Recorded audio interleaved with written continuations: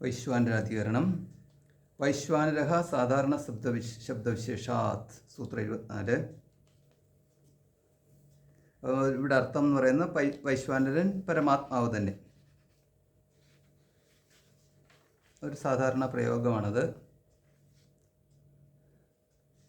അപ്പോൾ അതിൻ്റെ അർത്ഥമായിട്ട് നമ്മൾ കണ്ടത് എങ്ങനെയാണ് വൈശ്വാനരൻ പരമാത്മാവാകുന്നതിനെ കുറിച്ചായിരുന്ന ചാന്തോഗ്യോപനിഷത്തിനകത്തുള്ള ഈ മന്ത്രങ്ങളെല്ലാം നമ്മൾ കണ്ടത്. അതായത് 5:11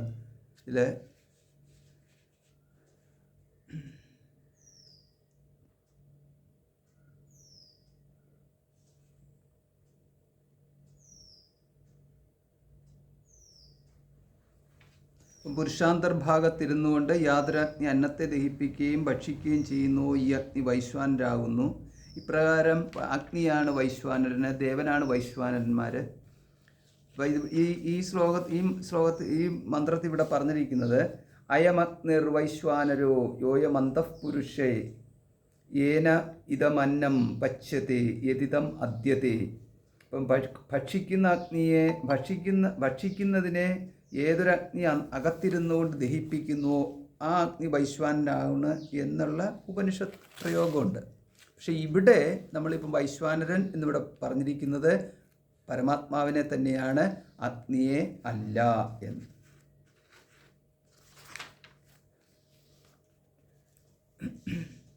അപ്പോൾ അതുകൊണ്ടാണ് ഇനി ദേവനെക്കുറിച്ചാണോ, ഏതെങ്കിലും അഗ്നിദേവനാണോ ഉദ്ദേശിക്കുന്നത്? വൈശ്വാനരസ്യ വിശ്വസ്മാഗ്നിം ഭുവനായ ദേവ വൈശ്വാനരം കേതുമന്നാമകൃണ്വൻ. ഇപ്രകാരം ദേവതയെ സ്തുതിക്കുന്ന മന്ത്രങ്ങളുമുണ്ട്. അത് ഋഗ്വേദ സംഹിത 10:88-12 ഇങ്ങനെ പറയുന്നുണ്ട്. പക്ഷേ ഇവിടെ വൈശ്വാനരൻ ഉദ്ദേശിക്കുന്നത് തീർച്ചയായും ദേവതയും അല്ല എന്ന്.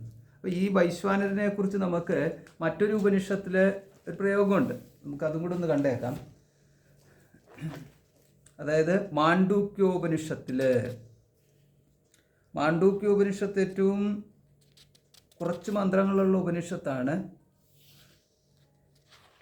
അപ്പോൾ ഈ സ്വയമാത്മാ ചതുഷ്പാത് സർവം ഹേതദ് ബ്രഹ്മ അയമാത്മാ ബ്രഹ്മ സ്വയമാത്മാ ചതുഷ്പാത്. ഈ അയമാത്മാ ബ്രഹ്മ എന്ന് പറയുന്ന മഹാവാക്യം ഉള്ള ഈ ഉപനിഷത്താണിത്, മാണ്ഡൂക്യോപനിഷത്ത്.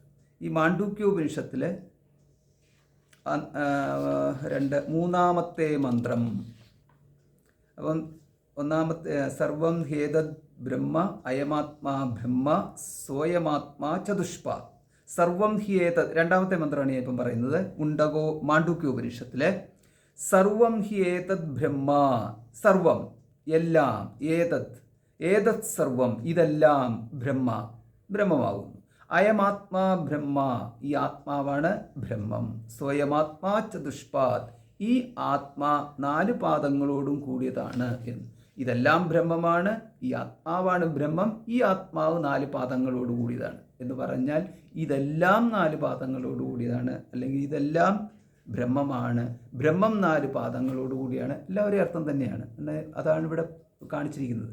സർവം ഹ്യേതത് ബ്രഹ്മ അയമാത്മാ ബ്രഹ്മ സ്വയമാത്മാ ചതുഷ്പാത് എന്ന്. അപ്പം അത് രണ്ടാമത്തെ മന്ത്രം. അതിൻ്റെ ബാക്കിയായിട്ട് നമുക്ക് കാണാം. മൂന്നാമത്തെ മന്ത്രത്തിൽ പറഞ്ഞിരിക്കുന്നത് ഈ 4 പാദങ്ങളിലെ ഒന്നാമത്തെ പാദം എന്താണെന്നാണ് മൂന്നാമത്തെ മന്ത്രം. ജാഗരിതസ്ഥാനോ ബഹിഷ്പ്രജ്ഞ സപ്താംഗ 19 മുഖ സ്ഥൂലഭുക് വൈശ്വാനരഃ പ്രഥമ പാദഃ. അവിടുത്തെ ഒന്നാമത്തെ പാദമായിട്ട് പറഞ്ഞിരിക്കുന്ന ഇതാണ് ജാഗരിത സ്ഥാനഃ.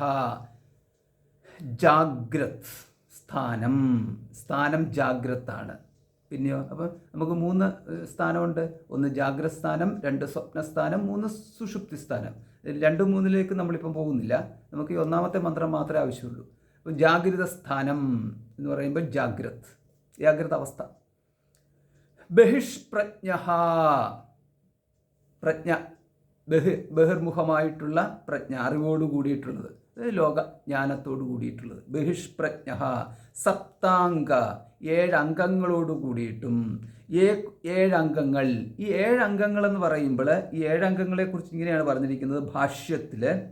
തസ്യഹവ ഏതസ്യ ആത്മനഃ വൈശ്വാനരസ്യ മൂർധായേവ സുതേജാഃ ചക്ഷുർവിശ്വരൂപഃ പ്രാണപൃഥക്വർത്മാ സന്ദേഹോ ബഹുലഃ വസ്തിരേവരൈഃ പൃഥിവ്യേവ പാദൗ. അപ്പം ഇതല്ലേ നമ്മൾ ഇവിടെ എന്താ കണ്ടത്? നമ്മൾ ഛാന്തോഗ്യോപനിഷത്തിലെ പ്രയോഗം എന്തായിരുന്നു?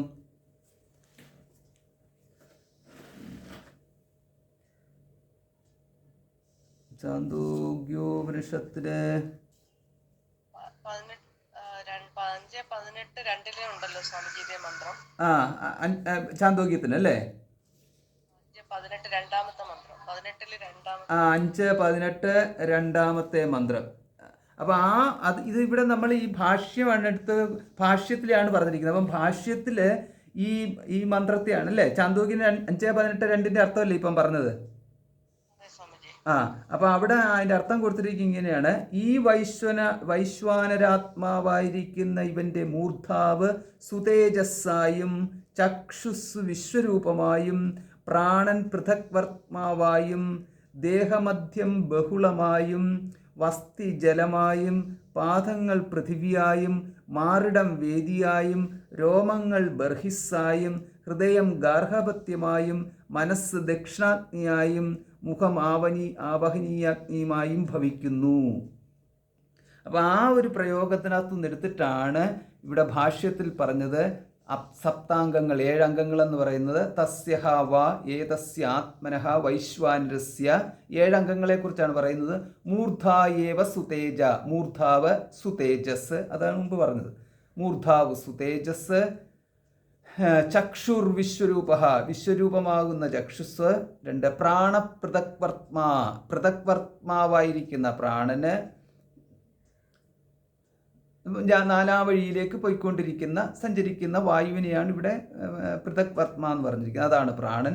പിന്നെ സന്ദേഹോ ബഹുലഹ, സന്ദേഹം എന്ന് പറയുന്നത് ഈ നെഞ്ച് അല്ലേ, ദേഹമധ്യം എന്നുള്ള ഭാഗമാണ് ബഹുലഹ എന്ന് പറഞ്ഞിരിക്കുന്നത്. സന്ദേഹോ ബഹുലഹ വസ്തിരേവരൈഹി പൃഥിവ്യേവ പാദവും, പൃഥിവിയാകുന്ന പാദങ്ങൾ. ഇത്രയും വന്നു കഴിഞ്ഞപ്പോൾ 6 അറിഞ്ഞല്ലേ? ആത്മനഃ വൈശ്വാനരസ്യ മൂർധ ഏവ സുതേജസ്, മൂർധ 1, ചക്ഷുർ വിശ്വരൂപ 2, പ്രാണൻ പൃഥക്വർത്മ 3, സന്ദേഹോ ബഹുലഹ 4, വസ്തിരേവരീഹി 5, പൃഥിവിയേവ പാദൗ 6. 6 പക്ഷേ ഇവിടെ നമ്മൾ പറഞ്ഞിരിക്കുന്ന സപ്താംഗ 7ാമത്തേത് വേണം. 7ാമത്തേന്ന് പറയുന്നത് ഇത്യഗ്നിഹോത്ര കൽപ്പനാശേഷത്വാത് ആവഹനീയ അഗ്നിരസ്യ മുഖത്വേന ഉക്തഃ. ആവഹനീയ അഗ്നി മുഖമായിട്ട് കണ്ടുകൊണ്ട്, അതാണ് 7ാമത്തേത്. ഇങ്ങനെയാണ് 7 അംഗങ്ങൾ എന്ന്. അപ്പോൾ ഈ 7 അംഗങ്ങളോടും പിന്നെ ഏകോനവിംശതി മുഖ, പിന്നെ പറഞ്ഞിരിക്കുന്നത് ഏകോനവിംശതി 19 മുഖങ്ങളോടും. ഇവിടെ മുഖം എന്ന് പറഞ്ഞാൽ ദ്വാരങ്ങൾ, വാതിലുകൾ എന്നർത്ഥം. അപ്പം 19 വാതിലുകളോട് കൂടിയതും. ഈ 19 എന്ന് പറയുന്നത് ഏതൊക്കെ വന്നു? ഏകോനവിംശതി മുഖ അന്യസ്യ ബുദ്ധീന്ദ്രിയാണി കർമ്മേന്ദ്രിയാണി ച ദശ. അപ്പം 10 ഇന്ദ്രിയങ്ങൾ. വായവശ്ച പ്രാണാദേഹ 5, വായു വികാരമായിട്ടുള്ള പ്രാണാദികൾ 5. ഇപ്പം നമുക്ക് 15ആയി. മനോബുദ്ധിരഹങ്കാര ചിത്തം 15, 4, 19. ഇതാണ് മുഖങ്ങൾ. അതാണ് ഏകോനവിംശതി മുഖ. സ്ഥൂലഭുക്ക്, എന്താണ് സ്ഥൂലഭുക്ക്? സ്ഥൂലഭോഗങ്ങളെ അനുഭവിക്കുന്നവൻ സ്ഥൂലഭുക്ക്. സ്ഥൂലഭോഗങ്ങൾ എന്ന് പറയുന്നത് വിഷയം, നമുക്ക് ദൃഷ്ടിഗോചരമായിട്ടുള്ള വിഷയങ്ങളെയാണ് സ്ഥൂലം എന്ന് പറയുന്നത്. ഭോഗ്യങ്ങൾ എന്ന് പറയുന്നത്, അല്ലെങ്കിൽ ഭോഗവിഷയങ്ങൾ എന്ന് പറയുന്നത്. അപ്പോൾ ആ സ്ഥൂലഭോഗങ്ങളെ ഭുജിക്കുന്നവൻ, അതാണ് സ്ഥൂലഭുക്ക്. ആ ചൈതന്യത്തിൻ്റെ പേരാണ് വൈശ്വാനരഃ പ്രഥമവഃ പാദഃ. അതാണ് വൈശ്വാനരൻ എന്ന് പറയുന്നത്. അപ്പോൾ ഇവിടെ നമ്മളാണെന്ന് വിചാരിക്കുന്നു, പക്ഷേ ഉപനിഷത്ത് പറയുന്നു നിങ്ങളല്ല, പിന്നെ വൈശ്വാനരനാണ്. അപ്പോൾ എന്താണ് ഈ വൈശ്വാനരൻ എന്ന് പറഞ്ഞു കഴിഞ്ഞാൽ, എങ്ങനെയാണ് ഈ വൈശ്വാനരൻ എന്നുള്ള അർത്ഥം കിട്ടിയത്? 2 പദങ്ങളാണുള്ളത്, വിശ്വഹ നരഹ എന്ന്. അതിനാണ് ഞാൻ വിശ്വഹ എന്നുള്ളതിൻ്റെ ആ ഡിക്ലൻഷൻസ് മുഴുവനും ഉള്ള അത് ഷെയർ ചെയ്തിട്ടുണ്ട്.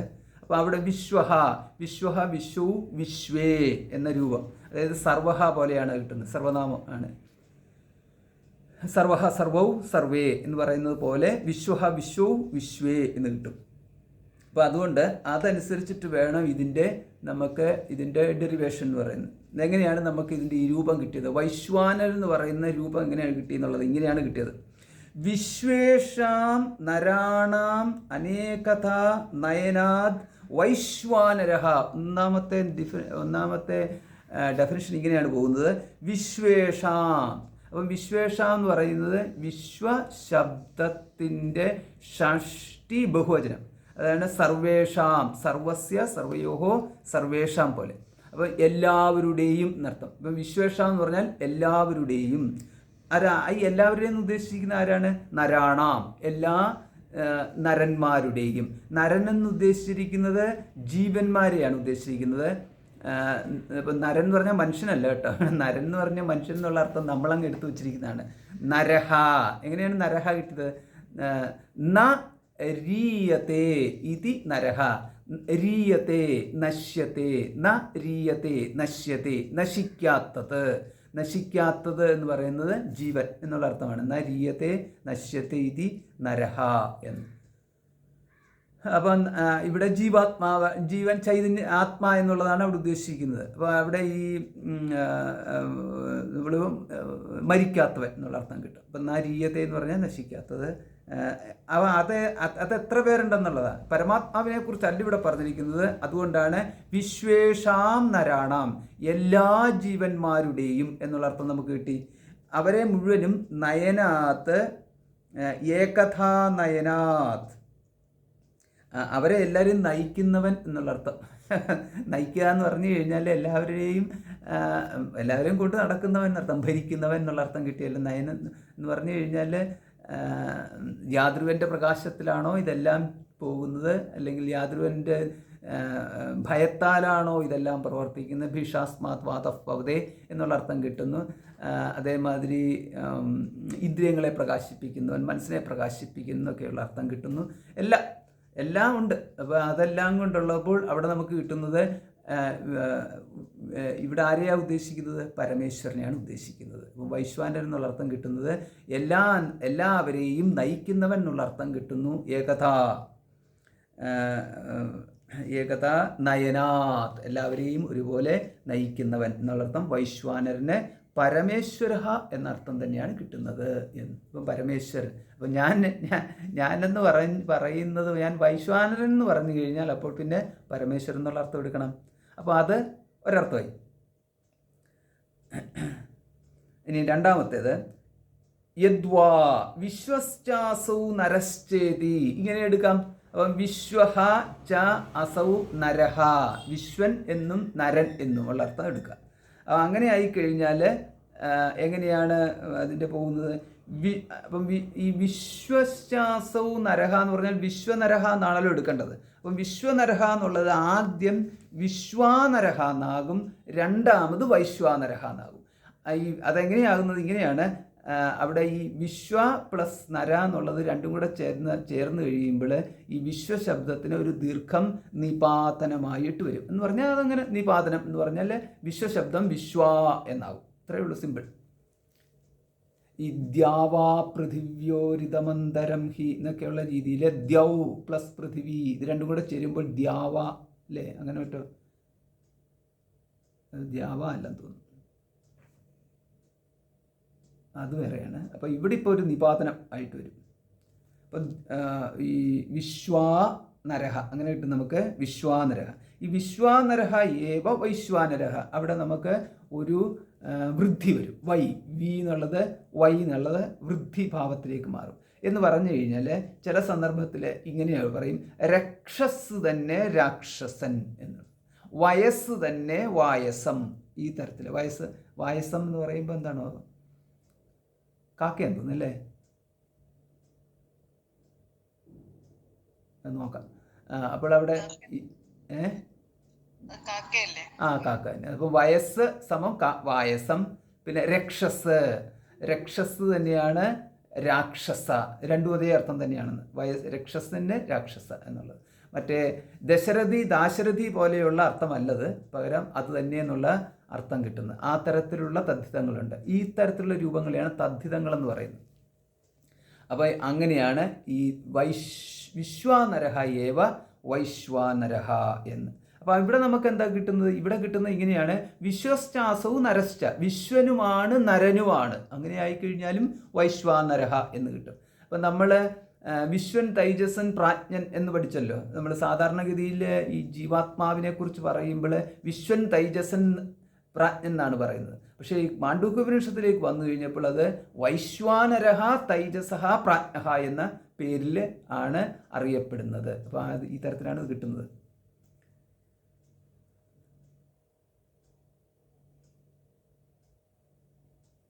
അപ്പോൾ ആ വൈശ്വാനരൻ, അപ്പോൾ ഇവിടെ പറഞ്ഞിരിക്കുന്ന വൈശ്വാനരൻ ആരാ? വൈശ്വാനരൻ എന്ന് പറയുന്നത് ഈ ജഗത് അഭിമാനി എന്ന് നമുക്ക് പറയാം. അപ്പോൾ അങ്ങനെയുള്ള വൈശ്വാനരന് അതാണ്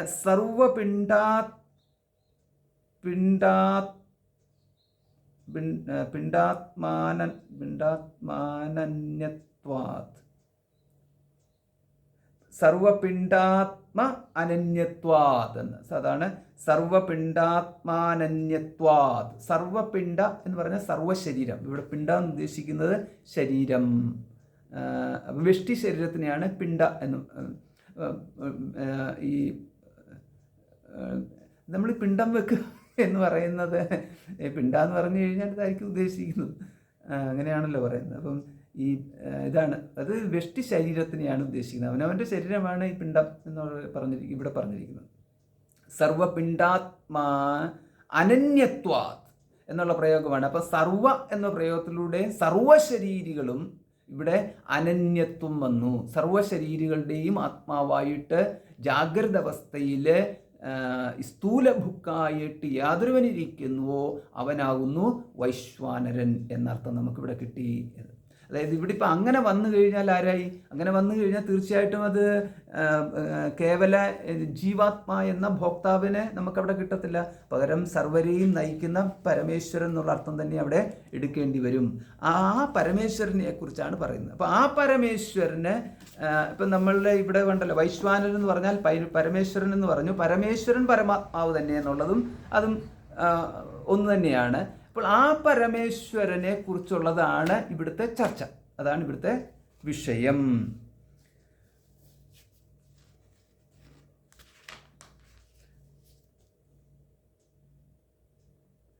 സ്മര്യമാണമനുമാനം സ്യാദിതി.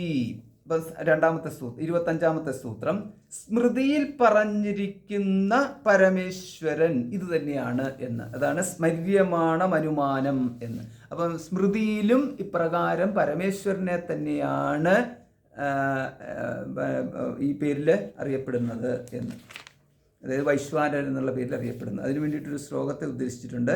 യസ്യ നിരാസ്യം ദ്യൗർമൂർധ കം നാഭിശ്ചരണോക്ഷിതിഹി സൂര്യശ്ചക്ഷുർദിശ്രോത്രം തസ്മൈ ലോകാത്മനേ നമഃ. അപ്പോൾ ഇപ്രകാരം നമുക്ക് കിട്ടുമ്പോഴാണ് ഈ വിശ്വം വിഷ്ണു വഷത്കാരത്തിലെ വിശ്വം എന്ന് പറയുമ്പോൾ തന്നെ അവിടെ ഈ വിശ്വം എന്നതുകൊണ്ട് ഉദ്ദേശിക്കുന്നത് വിശ്വാത്മാവായിട്ടുള്ള വിഷ്ണുവിനെ തന്നെയാണ് എന്നുള്ളത്. അല്ല, വിശ്വത്തിനെ അല്ല ഉദ്ദേശിക്കുന്നത്.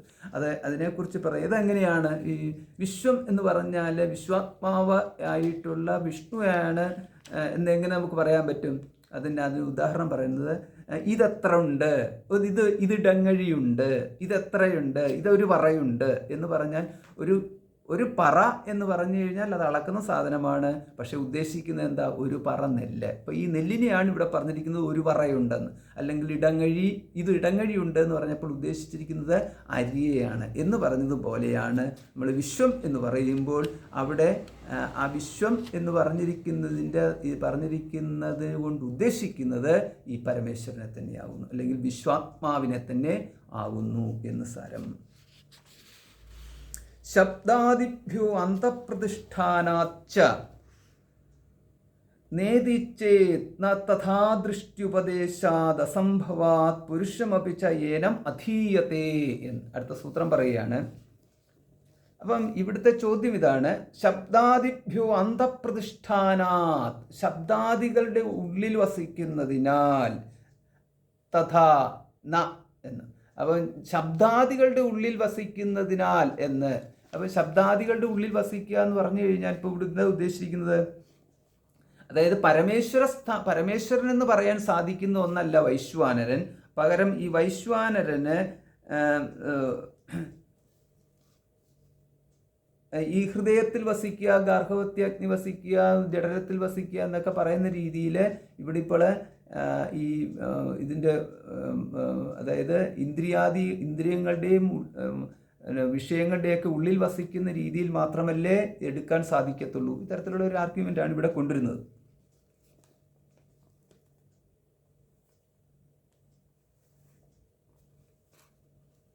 അപ്പം ഇവിടെ പറഞ്ഞിരിക്കുന്നത് ഈ വിഷയം ഇവിടെ പറഞ്ഞിരിക്കുന്നത് തീർച്ചയായിട്ടും ആത്മജ്ഞാന സംബന്ധമായിട്ടുള്ളതല്ല, പകരം ഈ യജ്ഞവുമായിട്ട് ബന്ധപ്പെട്ടിട്ടുള്ളതാണ്. അങ്ങനെ വരുമ്പോൾ ഈ 3 ഹൃദയം ഗാർഹപത്യ ഛാന്തോഗ്യം 5:18-2 ഹൃദയം ഗാർഹപത്യം എന്ന അഗ്നിയാകുന്നു. അതുപോലെ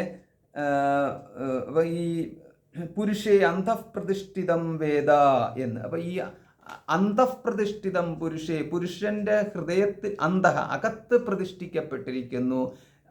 പിന്നെ ഈ ഹൃദയം എന്ന് പറയുന്നത് ഗാർഹപത്യാഗ്നിയാകുന്നു. അപ്പോൾ ഇപ്രകാരം ഹൃദയം ഗാർഹപത്യാഗ്നിയാകുന്നു, പുരുഷൻ്റെ അകത്ത് പ്രതിഷ്ഠിക്കപ്പെട്ടിരിക്കുന്നു. ഇപ്രകാരമൊക്കെ പറയുമ്പോൾ അവിടെ അഗ്നി എന്ന് പറഞ്ഞിരിക്കുന്നത് വൈശ്വാനരൻ തീർച്ചയായിട്ടും അഗ്നി അർത്ഥമുണ്ടല്ലോ. അതുകൊണ്ട് ഈ അഗ്നി എന്ന് പറഞ്ഞിരിക്കുന്നത് ഒരു കാരണവശാലും ഇവിടെ ഈ മുമ്പ് പറഞ്ഞിരിക്കുന്ന പരമേശ്വരാർത്ഥം കൊടുക്കുക സാധ്യമല്ല എന്ന്. അപ്പോൾ അവിടെ തഥാ ദൃഷ്ടി ഉപദേശാത് അസംഭവാത് പുരുഷമപിച്ച ഏനം അധീയത്തെ. അങ്ങനെയല്ല, പുരുഷമപിച്ച ഏനം അധീയത്തെ എന്ന്. അപ്പോൾ അവിടെ ഈ പുരുഷമപിച്ച ഏനം അധീയത്തെ എന്ന് പറഞ്ഞു കഴിഞ്ഞാൽ ഈ പുരുഷനും ഇവന് വിധേയമാകയാൽ എന്നൊരർത്ഥം കിട്ടുന്നുണ്ട്. അപ്പോൾ പുരുഷനും ഇവന് വിധേയമാകയാൽ എന്ന് പറഞ്ഞു കഴിഞ്ഞാൽ ഇവിടെ പറഞ്ഞിരിക്കുന്ന ഈ വൈശ്വാനരന് വിധേയമാണ് ജീവ എന്നുള്ള അർത്ഥത്തിലാണ് പുരുഷമപി ഏനം അധീയത്തെ എന്നവിടെ എന്ന് പറഞ്ഞു കഴിഞ്ഞാൽ ഈ പുരുഷാകാര ഏവം വിധ എന്ന്. അപ്പോൾ ഈ പരമാത്മാ എന്നുള്ളത് നമുക്ക് തൽക്കാലം മാറ്റിവെക്കുക. അപ്പോൾ ഈ ദേഹത്തിൽ വർത്തിക്കുന്ന ആത്മാ ഏതാകാരമാകുന്നു? പുരുഷവിധ എന്ന്. അപ്പോൾ എങ്ങനെയാണോ നമ്മുടെ ഈ ശരീരം അപ്രകാരം എന്നുള്ള അർത്ഥത്തിലേക്ക് ഇവിടെ എടുക്കുന്നുണ്ട്. അപ്പോൾ അത് നമുക്ക് എങ്ങനെയാണ് ഈ ആർഗ്യുമെൻ്റ് എന്ന് കാണാം. അപ്പോൾ അവിടെയാണ് നമുക്ക് ഈ പുരുഷാകാരം എന്ന് പറഞ്ഞപ്പോൾ എന്താണ്? ദ്വിലോകം ശിരഹ പ്രകാരമാണല്ലോ എടുത്തിരിക്കുന്നത്. അപ്പം ശിരസ് തുടങ്ങിയിട്ടുള്ള കൽപ്പനകൾ കൊടുത്തിട്ടുണ്ട്. അപ്പോൾ ശിരസ് തുടങ്ങിയിട്ടുള്ള കൽപ്പനകൾ കൊടുത്തു കഴിയുമ്പോൾ ഈ ദ്വിലോകാദികളാണ് അവിടെ ശിരസ് തുടങ്ങിയിട്ടുള്ളതായിട്ട് പറഞ്ഞിരിക്കുന്നത്. ഇതാണ് ഇവിടുത്തെ ഈ പുരുഷവിധ എന്നുള്ള പ്രയോഗം. അപ്പം പുരുഷനെ പോലെ എന്ന്. അപ്പം അങ്ങനെ വന്നു കഴിയുമ്പോൾ ഒരു പുരുഷാകാരം എന്ന രീതിയിൽ അവതരിപ്പിച്ചിരിക്കുന്നു എന്നതായിട്ട് നമ്മൾ എടുക്കണം. അല്ലാതെ ഇത് നമ്മൾ ജസ്റ്റ് ഒരു പുരുഷൻ രൂപമായിട്ട് എടുക്കേണ്ട കാര്യമില്ല. പുരുഷാകാരം കൽപ്പിച്ചിരിക്കുന്നു എന്നെടുക്കണം.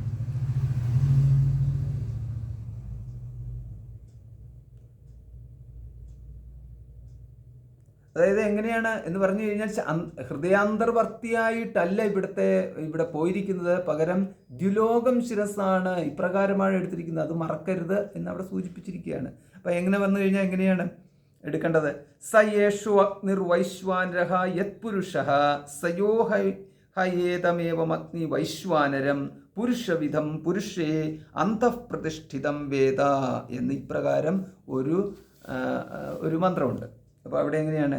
സയേഷഃ നിർവൈശ്വാനരഃ, ഈ വൈശ്വാനരൻ എന്ന് പറയുന്ന ഈ അഗ്നി യത് പുരുഷഃ, അവൻ പുരുഷനാണ്. ഈ പുരുഷഃ സഹ യഹ ഏതമേവം അഗ്നിം വൈശ്വാനരം, ഈ വൈശ്വാനരൻ പുരുഷവിധം പുരുഷേ അന്തഃപ്രതിഷ്ഠിതം. അപ്പം പുരുഷവിധമായിട്ട് ഈ പുരുഷനുള്ളിൽ വസിക്കുന്നു എന്ന്. അപ്പോൾ ഇവിടെ പുരുഷൻ എന്ന് പറഞ്ഞാൽ വ്യക്തി, ആ വ്യക്തിക്കുള്ളിൽ വസിക്കുന്നു. എങ്ങനെയാണ്? പുരുഷവിധം അപി എന്ന്. അപ്പം പുരുഷാകാരമായിട്ട്. അപ്പം പുരുഷാകാരമായിട്ടെന്ന് പറഞ്ഞു കഴിഞ്ഞാൽ നമ്മളുടെ ഈ സാധാരണഗതിയിൽ നമ്മളൊരു വ്യക്തിയെക്കുറിച്ച് പറയുമ്പോൾ മൂർധാവ് തൊട്ട് നഖശിഖാന്തം, ഇതൊരു പ്രയോഗമാണല്ലോ, ഈ നഖശിഖാന്തം വർത്തിക്കുന്ന പുരുഷനാണോ എന്ന്. പക്ഷെ അങ്ങനെ വരുമ്പോൾ ഇവിടെ ഈ നഖശിഖാന്തം എന്നുള്ളത് അങ്ങ് വിട്ടുകളഞ്ഞിരിക്കുകയാണ്. പകരം ഇവിടെ എടുത്തിരിക്കുന്നത് മൂർധാവ് തൊട്ട് ചുബുകം വരെ എന്ന്. ചുബുകം എന്ന് പറഞ്ഞിരിക്കുന്നത് താടി അല്ലേ, താടിയല്ലേ. രാത്രൗ ചുബുക സമർപ്പിത ജാനു, എവിടെയാ? ഭജഗോവിന്ദം.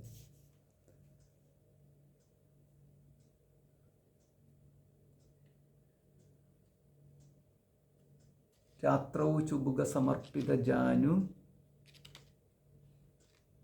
ആ ഒരു ശ്ലോകമുണ്ട് ഭജഗോവിന്ദത്തിനകത്ത്.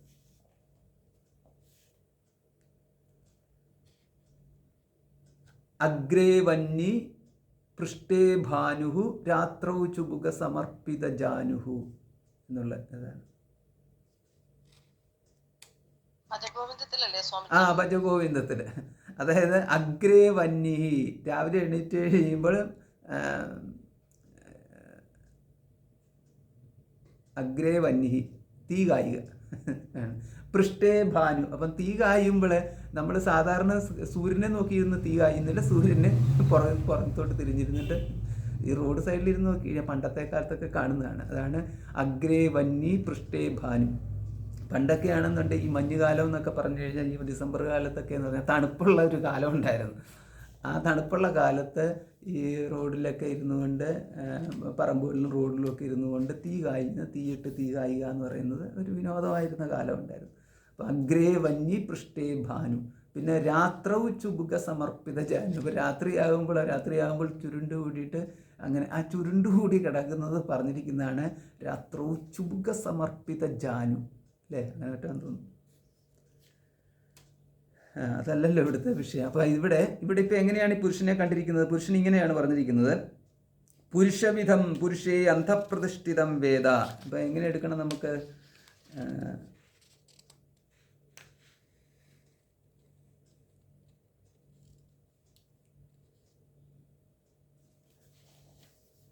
അപ്പം ഇങ്ങനെയാണ് പുരുഷവിധത്വം പ്രകരണാനുസരണം, പ്രകരണം പോലെ ഇരിക്കും എന്നുള്ളത്. അധിദേവതത്തിൽ ദ്വിലോകമൂർധാവ് എന്നത് മുതൽ പൃഥ്വി പ്രതിഷ്ഠ വരെ എന്നതുവരെ. അപ്പം ഈ പുരുഷവിധം എന്ന് പറഞ്ഞു കഴിഞ്ഞപ്പോൾ അധിദേവത എന്നുള്ള രീതിയിൽ എന്ന് പറഞ്ഞാൽ അധിദേവത എന്ന് ഇവിടെ ഉദ്ദേശിച്ചിരിക്കുന്നത് ഈ ജഗത്തിനെ മുഴുവനും കൂടെ എടുത്തു കഴിഞ്ഞാൽ എങ്ങനെയായിരിക്കണം? അതാണ് അധിദേവം എന്ന് ഉദ്ദേശിക്കുന്നത്. അതായത് ദ്വിലോകം തുടങ്ങി ദ്വിലോകമൂർധാവായിട്ടെടുത്ത് പൃഥിവി പ്രതിഷ്ഠ വരെ, പൃഥിവി പാദം വരെയുള്ളത് ആ രൂപത്തെ എടുക്കണം. ഇനിയും അധ്യാത്മത്തിലേക്കാണെങ്കിൽ മൂർധാവ് മുതൽ ചുബുകം വരെ എന്ന്. മൂർധാവ് മുതൽ ചുരുക്കം എന്ന് പറഞ്ഞു കഴിഞ്ഞാൽ മൂർധാവ് തൊട്ട് താടി വരെ ഉള്ള ഈ ഇതാണ് പുരുഷാകാരമായിട്ട് എടുത്താൽ മതി എന്നുള്ളത്. അപ്പോൾ നമുക്ക് ഈ താഴോട്ടൊന്നും പോകേണ്ട കാര്യമില്ല, ഈ താടി വരെ എടുത്താൽ മതി. ഒരു പുരുഷൻ ഇവിടെ എടുത്താൽ മതി. എടുത്താൽ സമാധാനമായി. അതയേവ ന ദേവത ഭൂതം ച. അതയേവ, അതിനാൽ, ന ദേവത ന ഭൂതം എന്ന്. അതിനാൽ ഇവിടെ വൈശ്വാനരൻ എന്ന് പറഞ്ഞു ഉദ്ദേശിച്ചിരിക്കുന്നത് ദേവതയുമല്ല ഭൂതവുമല്ല. ഭൂതം എന്ന് പറഞ്ഞു കഴിഞ്ഞാൽ ഭൂതാഗ്നി, അഗ്നി, ഭൂതരൂപമായ അഗ്നി, അല്ലെങ്കിൽ നമുക്ക് ജഡമായിട്ടുള്ള അഗ്നി, പിന്നെ ദേവതാരൂപമായിട്ടുള്ള അഗ്നി, ഇത് രണ്ടുമല്ല. അതുകൊണ്ടാണ് ന ദേവത ന ഭൂതം എന്ന്. സാക്ഷാദപ്യവിരോധം ജൈമിനി. അപ്പോൾ ഇത് ചർച്ചയാണ് നടക്കുന്നത്. അപ്പോൾ ഇവിടെ എന്ന് പറയുന്നപ്പോൾ പരമാത്മാവും പരമേശ്വരനും തമ്മിൽ ഭേദം കൊടുത്തിട്ടില്ല. അപ്പോൾ ആ പരമേശ്വരന് അപരിമിതമായ പരമേശ്വരനെ പരിമിതമായിട്ടുള്ള രീതിയിൽ ദ്വിലോകം, സുതേജ തുടങ്ങിയിട്ടുള്ള മൂർധാവ്, സുതേജ, ദ്വിലോകം എന്നുള്ള രീതിയിലൊക്കെ ഉള്ള ഒരു കൽപ്പന കൊടുത്തല്ലോ. അതേമാതിരി ഇവിടെ ഈ മൂർധാവ് തൊട്ട് ചുബുകം വരെയുള്ള ഇടത്ത് വ്യാപിച്ചിരിക്കുന്ന പുരുഷൻ എന്നുള്ള കൽപ്പന കൊടുത്തല്ലോ.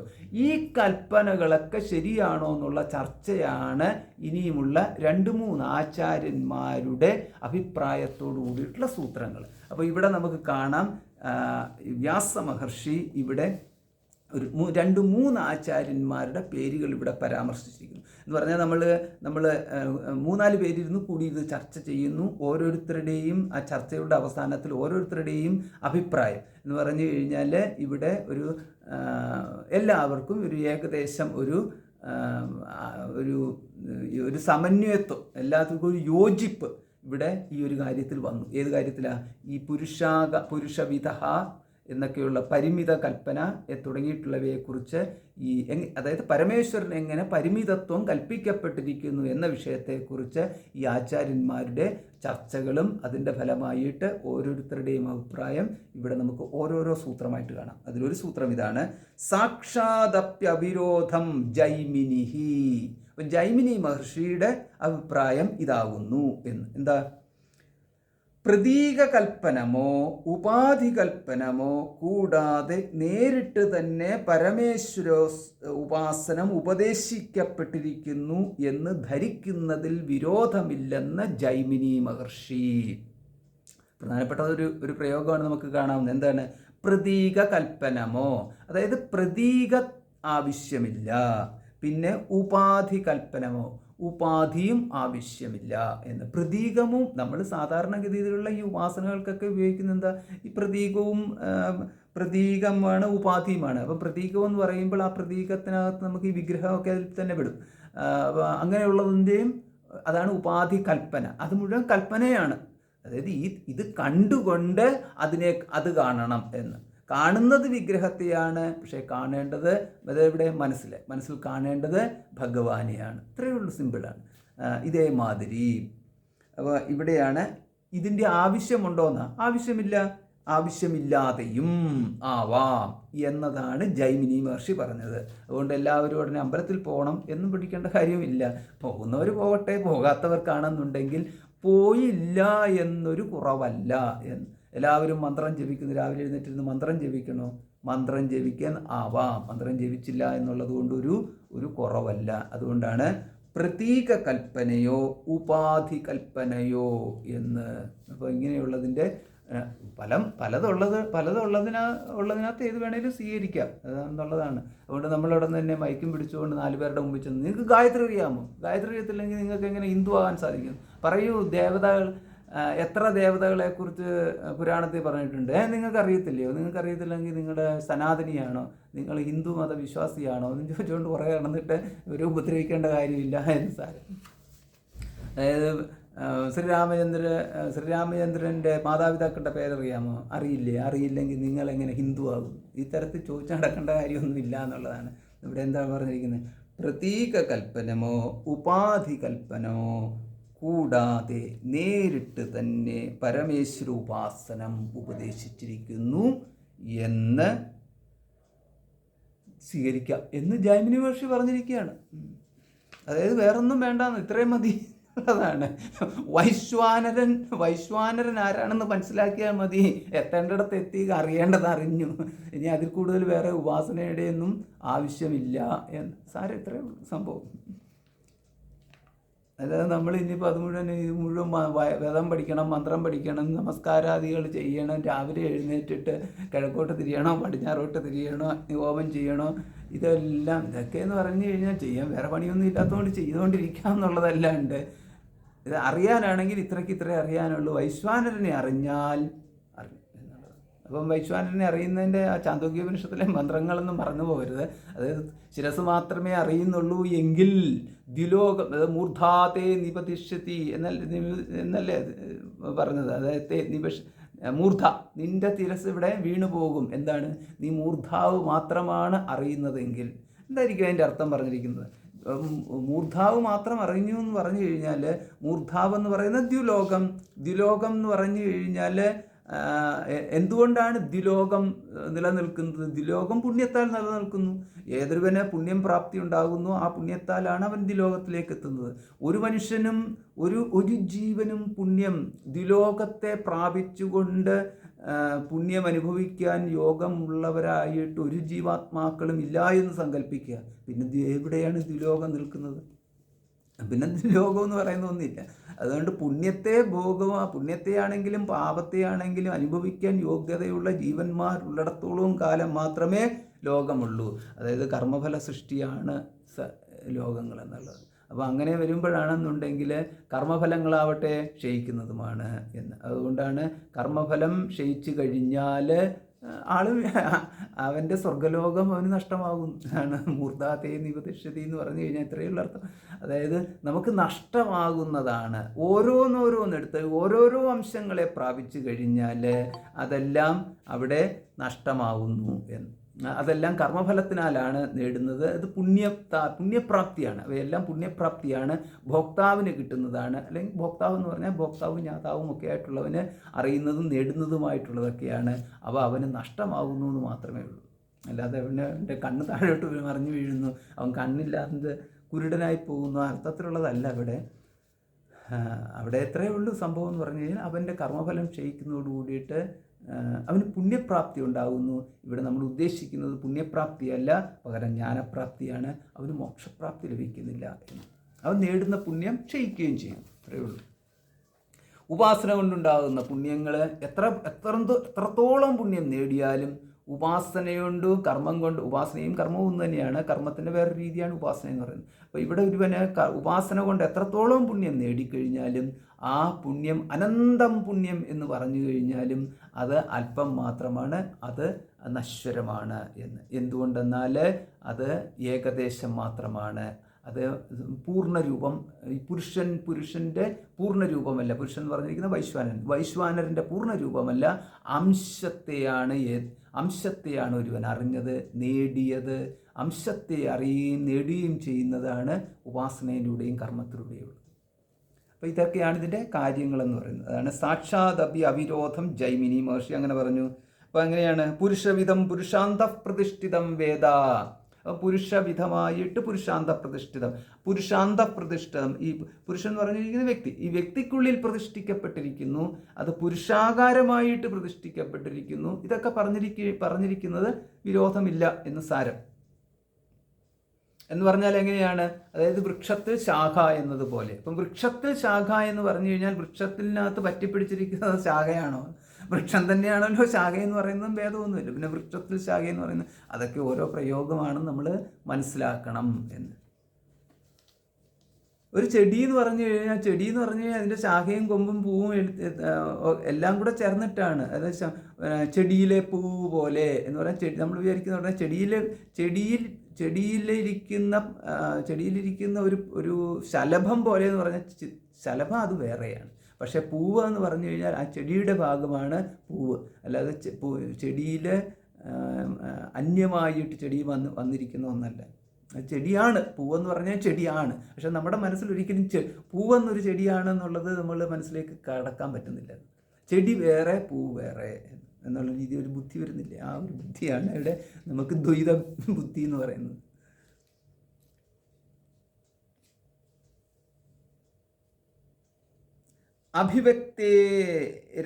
അഭിവ്യക്തേരിത്യാശ്മരഥ്യഃ. അപ്പം ഈ നമ്മുടെ ഈ ചർച്ചയ്ക്ക് ഇരിക്കുന്ന പല ആചാര്യന്മാരിൽ ഒന്ന് ജൈമിനി മഹർഷി ഇരിപ്പുണ്ട്, രണ്ടാമതായിട്ട് ആശ്മരഥ്യഃ എന്ന് പറഞ്ഞിരിക്കുന്ന ഒരാചാര്യൻ്റെ പേരാണിത്, ആശ്മരഥ്യഃ എന്ന്.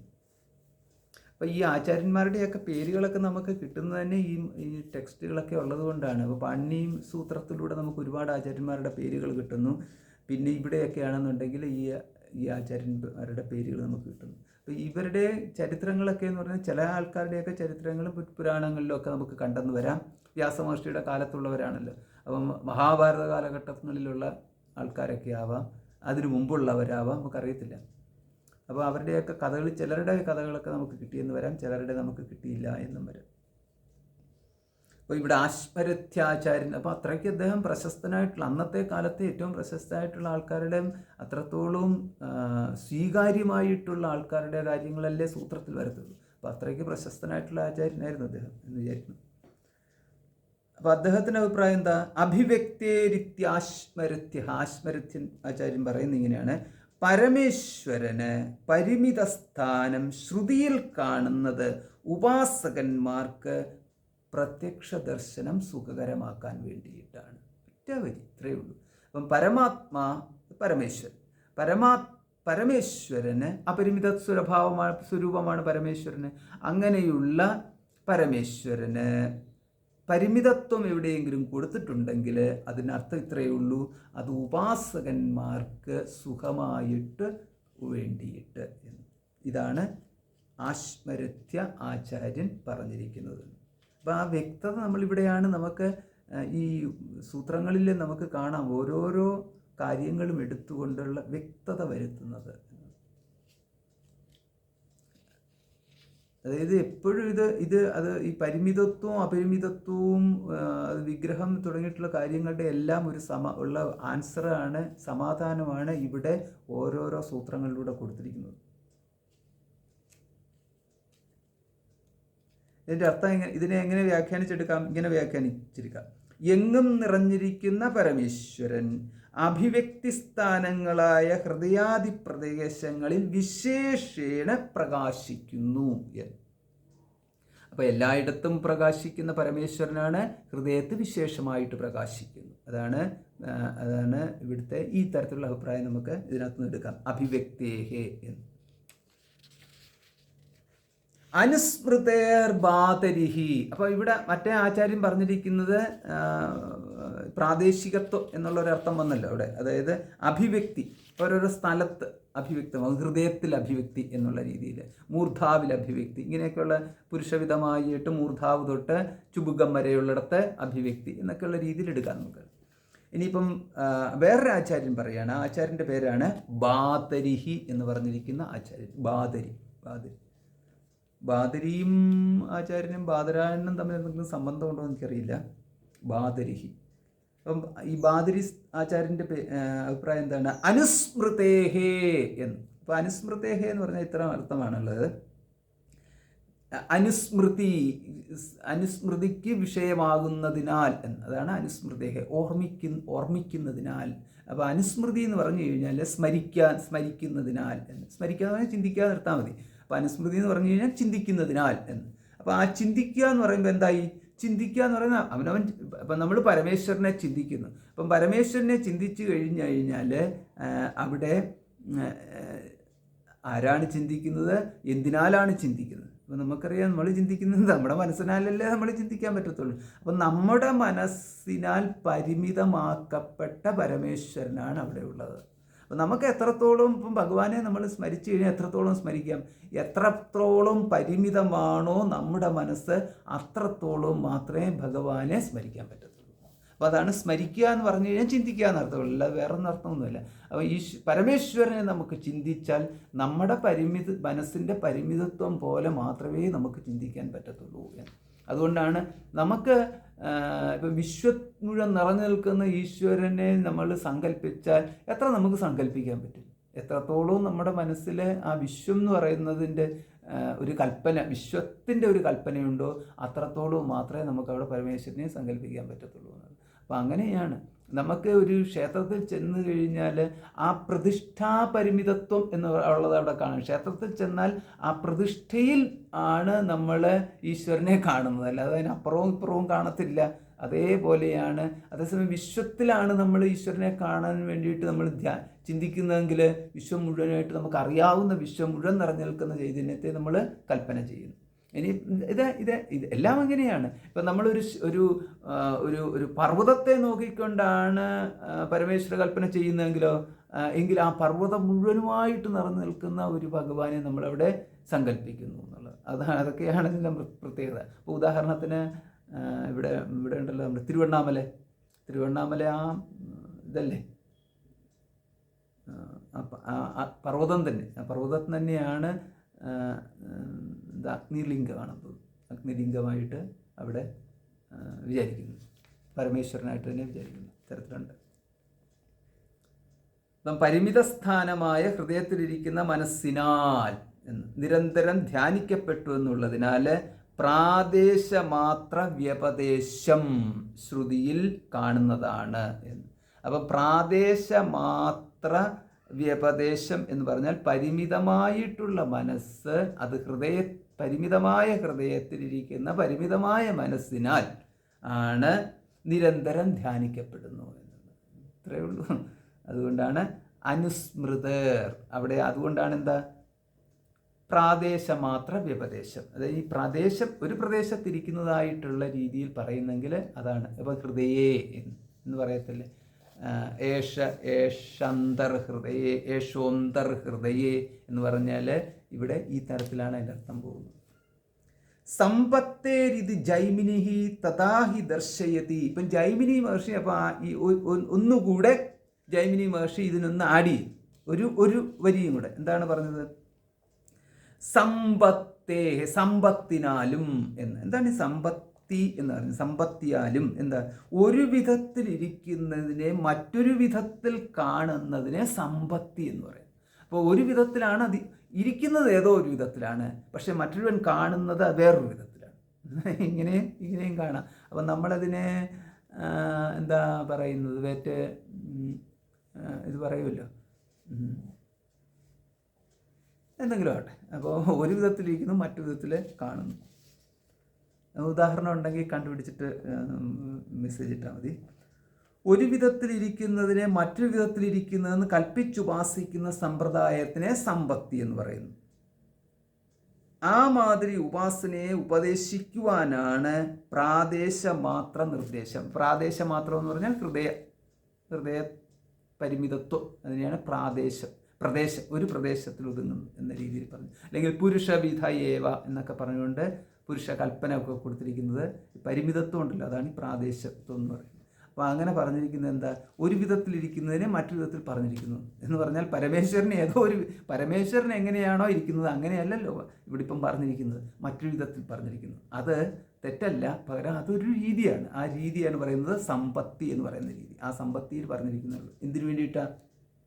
ഒറ്റ ഒന്നേ ഉള്ളൂ, ഉപാസകന് സൗകര്യത്തിന്, ഉപാസകന് സുഖമായിട്ട് ഉപാസിക്കുവാൻ വേണ്ടിയിട്ട് എന്നുള്ളത്. അല്ലെങ്കിൽ സാധകന് ഉള്ള സഹായമായിട്ട് എടുത്താൽ മതി.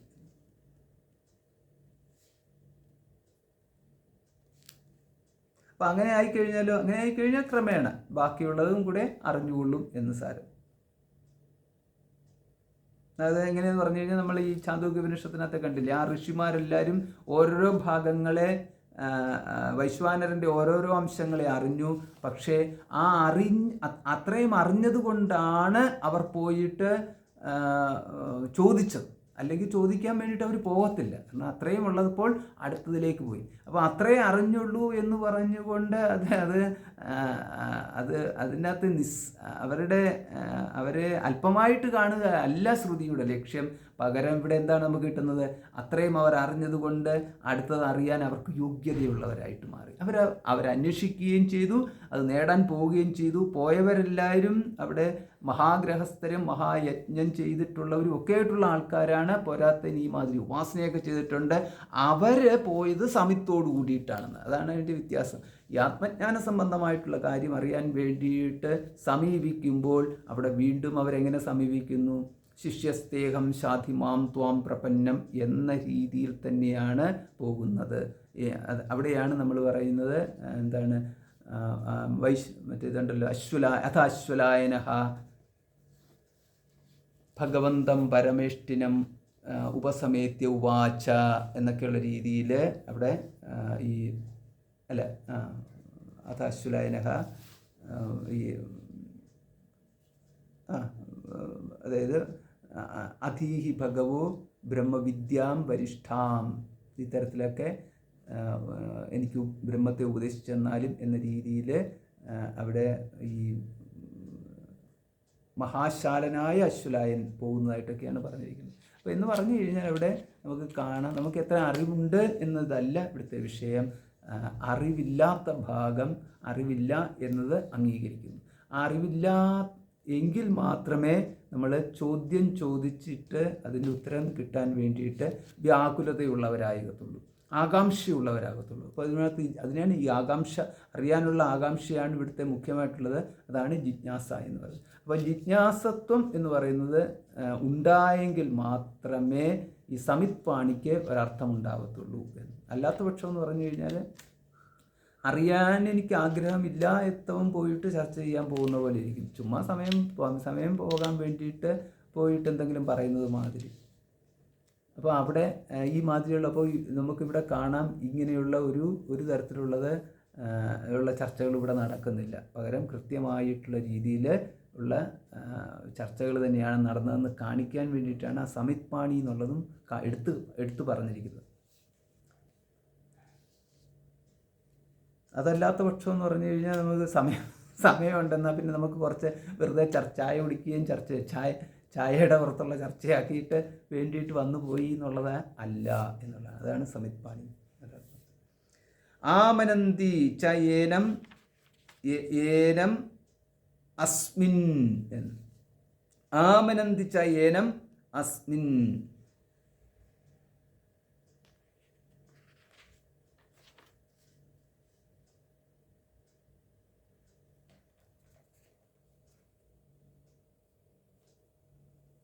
അപ്പം ആമനന്തി, ഈ ഏനം എന്ന് പറഞ്ഞാൽ ഈ പരമേശ്വരനെ അസ്മിൻ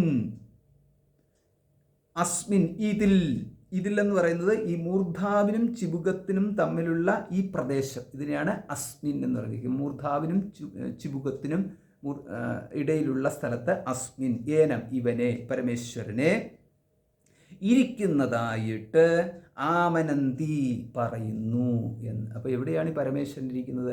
ഇപ്പോൾ ഇവിടെയാണെന്നുണ്ടെങ്കിൽ ഈ മൂർധാവിൻ്റെയും ചിബുകത്തിൻ്റെയും മധ്യത്തിലായിട്ട് ഇരിക്കുന്നു എന്ന്. അപ്പം ചിലരതുകൊണ്ട് ഉപാസനയ്ക്ക് വേണ്ടിയിട്ട് പറയും, ഈ ഇതുണ്ടല്ലോ പല വിധത്തിൽ നമ്മൾ ഈ ഇവിടം തൊട്ട് ഇവിടം വരെയുള്ള ഒറ്റ പുരുഷനായിട്ട് ധ്യാനിച്ചാൽ മതി എന്നുള്ള രീതിയിൽ പറയും.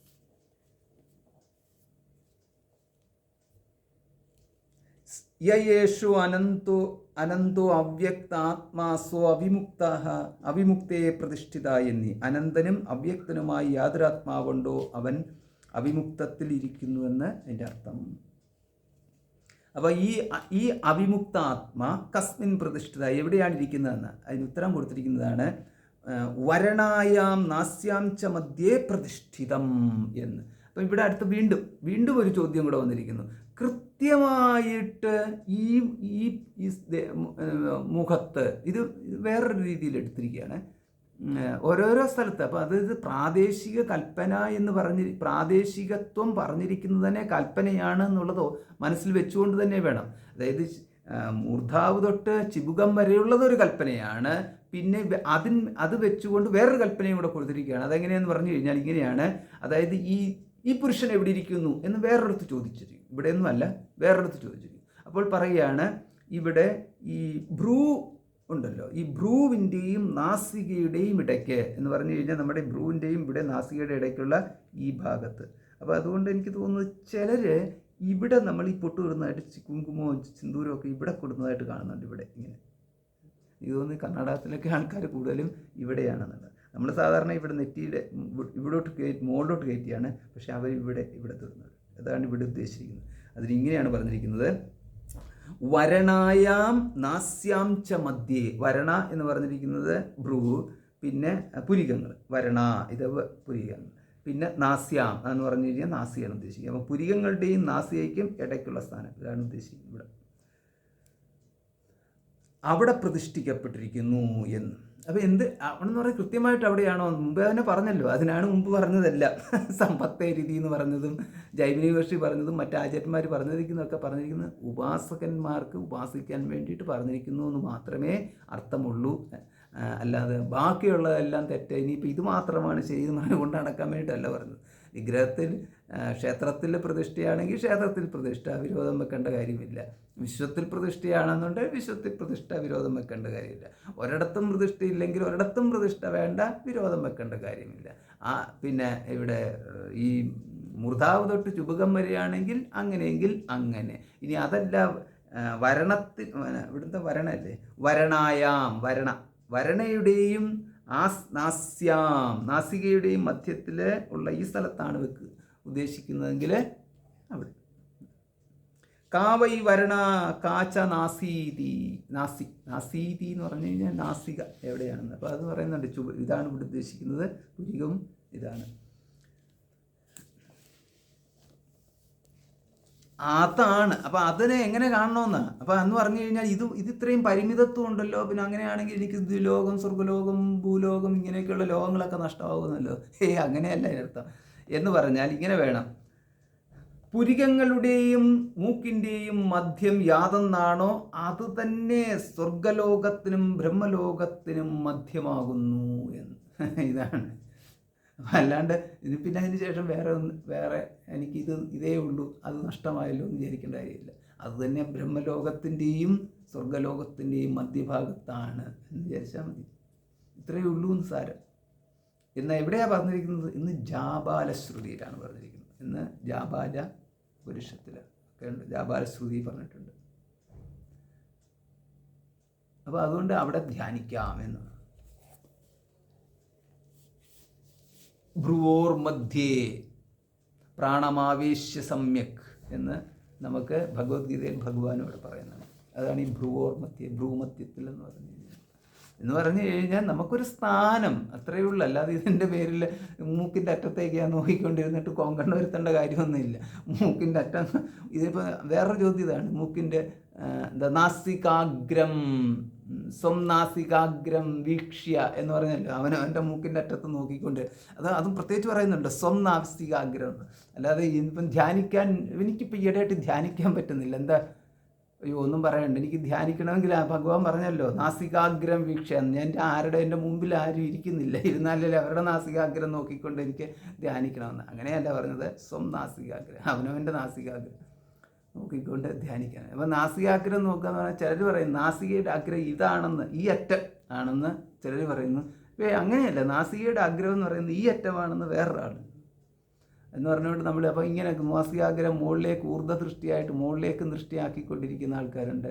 നാസികാഗ്രം താഴേക്കെന്ന് പറഞ്ഞാൽ താഴേക്ക് ദൃഷ്ടിയാക്കിക്കൊണ്ടിരിക്കുന്ന ആൾക്കാരുണ്ട്. ദൃഷ്ടി എങ്ങോട്ടാക്കി കഴിഞ്ഞാലും അവിടെ ദൃഷ്ടിക്കല്ല പ്രാധാന്യം. പിന്നെന്താ, ആ ദൃഷ്ടി എന്ന് പറയുന്നത് അവിടെ വിഷയങ്ങളിൽ നിന്ന് ഇന്ദ്രിയങ്ങളെ പിൻവലിച്ച് പ്രതിഷ്ഠ ആത്മാവിലാക്കണം എന്നുള്ളതാണ് അവിടെ ഉദ്ദേശിച്ചിരിക്കുന്നത്. അതുകൊണ്ടാണ് ഈ ഭാഗങ്ങളൊക്കെ നമ്മൾ അറിഞ്ഞിരിക്കണമെന്ന് പറയുന്നത്. ധ്യാനിക്കാനൊക്കെ പോകുന്നതിന് മുമ്പ് ഈ ഭാഗങ്ങളൊക്കെ അറിഞ്ഞിരിക്കണം. അതല്ലെങ്കിൽ പ്രശ്നം എന്ന് പറഞ്ഞു കഴിഞ്ഞാൽ കുറച്ച് നേരം ഇങ്ങനെ മൂർധാവിലേക്ക് കണ്ണും ഒക്കെ ആയിക്കഴിഞ്ഞാൽ തലവേദന എടുക്കുന്നതാണ്. തലവേദന വരുത്താൻ വേണ്ടിയിട്ടല്ല ഇത് പറഞ്ഞിരിക്കുന്നത്, അതല്ല ഇതിൻ്റെ ലക്ഷ്യം എന്നുള്ളത്.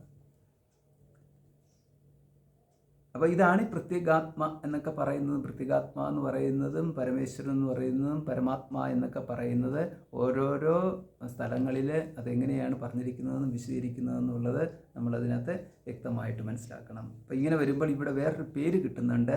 ഇവിടെ ഈ പ്രത്യേകാത്മാവിന് അല്ലെങ്കിൽ ഈ ജീവാത്മാവിന് കിട്ടിയിരിക്കുന്ന പേരാണ് അഭിവിമാനൻ എന്ന് പറയുന്നത്. നമുക്കറിയാവുന്നൊരു പേരാണ് അഭിമാനഹ എന്ന് പറയുന്നത്. അപ്പോൾ ആ അഭിമാനഹയുടെ കൂട്ടത്തിൽ അഭി കഴിഞ്ഞിട്ടൊരു വിയും കൂടെ ചേർത്ത് കഴിഞ്ഞാൽ അഭിവിമാനഹ എന്ന്. എന്നാൽ എന്താർത്ഥം? അഭിതഹ. അഭിത എന്ന് പറഞ്ഞാൽ എല്ലാവിധത്തിലും. വിമാനഹ, വിഗതഹ മാനഹ എന്ന്. അപ്പോൾ അഭിമാനം എന്ന് പറഞ്ഞാൽ എല്ലാവിധത്തിലുള്ള മാനം, അതില്ലാത്തിരിക്കുന്നവൻ എന്നുള്ള അർത്ഥത്തിലാണ് അഭിതഹ വിഗതഹ മാനഹ, അഭിവിമാനഹ എന്ന് പറഞ്ഞാൽ മാനം എന്ന് പറഞ്ഞാൽ പരിമിതത്വം, അളവ്. മാനേ എന്ന് പറഞ്ഞാൽ അളക്കുക, മാനേ എന്ന് പറഞ്ഞു കഴിഞ്ഞാൽ മാനം എന്ന് പറഞ്ഞാൽ അളവ് എന്നുള്ള. അപ്പോൾ എല്ലാവിധത്തിലുള്ള അളവുകൾ അളക്കപ്പെടുക എന്ന് പറഞ്ഞാൽ പരിമിതത്വമാണ് അളക്കപ്പെടുക എന്ന് ഉദ്ദേശിക്കുന്നത്. അപ്പോൾ അങ്ങനെയുള്ള സകലവിധ പരിമിതികളെയും അതിലംഘിച്ചവൻ ആണ് അഭിവിമാനഹ എന്ന് പറയുന്നത്. അത് ആരാന്ന? അത് ഈ പുരുഷൻ പറഞ്ഞിരിക്കുന്ന ഈ പുരുഷൻ തന്നെ. അതാണ് ഈ അധികരണം എന്ന്. അപ്പോൾ നമുക്കിവിടെ നിർത്താം. ഓം പൂർണ്ണമദഃ പൂർണ്ണമിദം പൂർണ്ണാത് പൂർണ്ണമുദച്യതേ പൂർണ്ണസ്യ പൂർണ്ണമാദായ പൂർണ്ണമേവാവശിഷ്യതേ. ഓം ശാന്തി ശാന്തി ശാന്തി. ഹരി ഓം. ശ്രീ ഗുരുഭ്യോ നമഃ. ഹരി ഓം.